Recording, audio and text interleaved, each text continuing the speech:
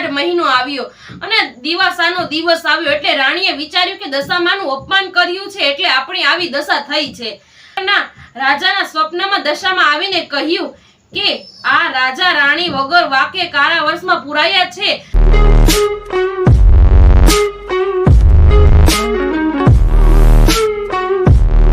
રામચંદ્ર ભગવાનની જય, કૃષ્ણ કનૈયા લાલ કી જય, સત્ય સનાતન ધર્મની જય, હનુમાનજી મહારાજની જય, બોલો દશા માતની જય.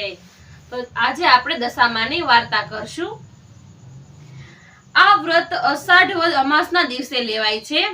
આ વ્રત લેનાર સવારમાં સ્નાન કરીને વાર્તા સાંભળે છે અને 10 દિવસ સુધી ઉપવાસ કરે છે. માટીની સાંઢળી બનાવીને તેનું પૂજન કરે છે.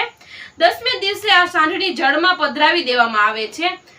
આ વ્રત 5 વર્ષ સુધી કરવાનું હોય છે અને પછી ઉજવણું કરવાનું. ઉજવણામાં ચાંદીની સાંઢળી ઘડાવીને સપુત્ર બ્રાહ્મણને દાનમાં આપવામાં આવે છે. તો ચાલો આપણે હવે વાર્તા ચાલુ કરશું. અષાઢ મહિના આવ્યો, દિવાસાનો દિવસ આવ્યો. ગામની સ્ત્રીઓ આ વ્રત કરવા માટે નદીઓ નાહવા ગઈ. નદીને કાંઠે રાજાનો મહેલ હતો. રાણીએ આ જોઈને અને દાસીને પૂછ્યું, આ બધી સ્ત્રીઓ શાનું વ્રત કરે છે? રાણી બા, આ બધી સ્ત્રીઓ દશામાનું વ્રત કરે છે. 10 સૂતરના તાતણા લે છે અને 10 ગાંઠો વાળે છે અને પછી દોરાને કંકુ લગાવે છે. આ વ્રત કરવાથી 100 લાભ થાય છે. આ વ્રત કરવાથી નિધનને ધન મળે છે અને સંતાન સુખ મળે છે. રાણીએ આ વ્રત કરવાનો વિચાર કર્યો અને એમણે રાજાને પૂછ્યું, પણ રાજાએ ના પાડી, કારણ કે એમને કોઈ ખોટ ન હતી. રાજાના અભિમાન ભર્યા શબ્દ સાંભળી રાણી રિસાઈને સૂઈ ગયા. એ જ રાતે દશામાં ગામમાં ફરવા નીકળ્યા. આખી રાત આખા નગરમાં ફરી વળ્યા.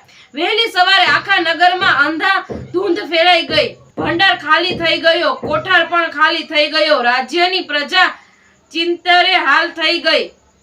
રાજા રાણી તો હાથ પગે ચાલી નીકળ્યા. ચાલતા ચાલતા ગામને પાદર આવેલા રાજના બગીચામાં ગયા. પણ એક રાતમાં તો આખો બગીચો સુકાઈને ખાંજરું જેવો બની ગયો. રાજા રાણી ત્યાંથી પણ ચાલી નીકળ્યા. સાથે 2 કુંવરો પણ હતા. ચાલતા ચાલતા તેઓ રાણીની બહેનપણીને ઘરે આવ્યા. ત્યારે બંને રાજકુમારને ભૂખ લાગી હતી. રાણીએ બહેનપણી પાસે ખાવાનું માંગ્યું. એને એટલે ખીજાઈને કહ્યું, જ્યારે ભિખારણ તને ખાવાનું માંગતા શરમ નથી આવતી? આવા વેણ સાંભળી તેઓ આગળ વધ્યા. રસ્તામાં વાવ આવી. બંને કુંવારોને તરસ લાગી હતી એટલે તેઓ વાવમાં પાણી પીવા ગયા. ત્યાં દશામાં એમને વાવમાં ખેંચી ગયા. રાજા રાણી કલ્પાત કરતા કરતા આગળ વધવા લાગ્યા. રસ્તામાં રાણીની બહેનપણીનું ગામ આવ્યું. ત્યાં તેઓ ગયા. રાજાએ પોતાની બહેનને સમાચાર મોકલાવ્યા એટલે બહેનને લાગ્યું કે જરૂર ભાઈને કોઈ દુઃખ પડ્યું હશે, નહીતર હાથી, ઘોડા અને રથ વગર તેઓ આવે જ નહીં. આમ વિચારીને બહેનને સુખડી બનાવી માટલીમાં સુખડી તથા સાવ સોનાનું સાકડું મૂકી પોતાના ભાઈને મોકલાવ્યું. ભાઈને માટલું મળ્યું એટલે માટલું ખોલીને જોયું તો સુખડીના કોલસા થઈ ગયા અને સાકડાનો તો સાપ થઈ ગયો. આ જોઈને ભાઈને લાગ્યું કે મારી બહેન તો આવું મોકલે જ નહીં. આ તો જરૂર આપણી દશા ફરી છે. રાજાએ એક ચીબડું લીધું. ચીબડું લઈને તેઓ ચાલતા ચાલતા જતા હતા. ત્યાં એક નગરના સિપાહીઓ આવી ચડ્યા. તેઓ રાજાના ખોવાયેલા કુંવરને શોધતા હતા. આ ચીબડાની સામે નજર પડતા જ ચીબડું રાજકુમારનું માથું બની ગયું. આથી સિપાહીઓએ લાગ્યું કે આ લોકોએ રાજાને કુંવરને મારી નાખ્યો છે એટલે તેમને પકડીને કેદખાનામાં લઈ ગયા અને પૂરી દીધા. તેવામાં અષાઢ મહિનો આવ્યો અને દિવાસાનો દિવસ આવ્યો એટલે રાણીએ વિચાર્યું કે દશામાનું અપમાન કર્યું છે એટલે આપણી આવી દશા થઈ છે. આથી રાણીએ કારાવાસમાં દશામાનું વ્રત કર્યું અને નકોરડા ઉપવાસ કર્યા અને 10મે દિવસે માટીની સાંઢળીની પૂજા કરી. આથી એ નગરના રાજાના સ્વપ્નમાં દશામાં આવીને કહ્યું કે આ રાજા રાણી વગર વાકે કારાવાસમાં પુરાયા છે તો તું છોડી મૂકજે. તારો કુંવર સવારે ઘરે પાછો આવી જશે. અને ખરેખર એમ જ બન્યું. રાજા રાણીને કારાવાસમાંથી છોડી મૂક્યા. ચાલતા ચાલતા તેઓ પાછા વળ્યા અને પોતાની બહેનના નગરમાં આવ્યા. ત્યાં આવીને માટલામાં જોયું તો ખાવામાં સુખડી બની ગઈ હતી અને સાપ હતો તે સોનાનો સાંકડું બની ગયો.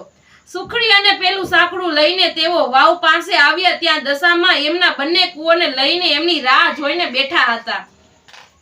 રાજા રાણી આવ્યા એટલે તેમને કુંવર તેમને સોંપી દીધા અને કહ્યું, હવે તમારી વળતી દશા થઈ છે તો તમે રાજ્યને સંભાળી લો. રાજા રાણી પોતાના રાજ્યમાં પાછા આવી ગયા.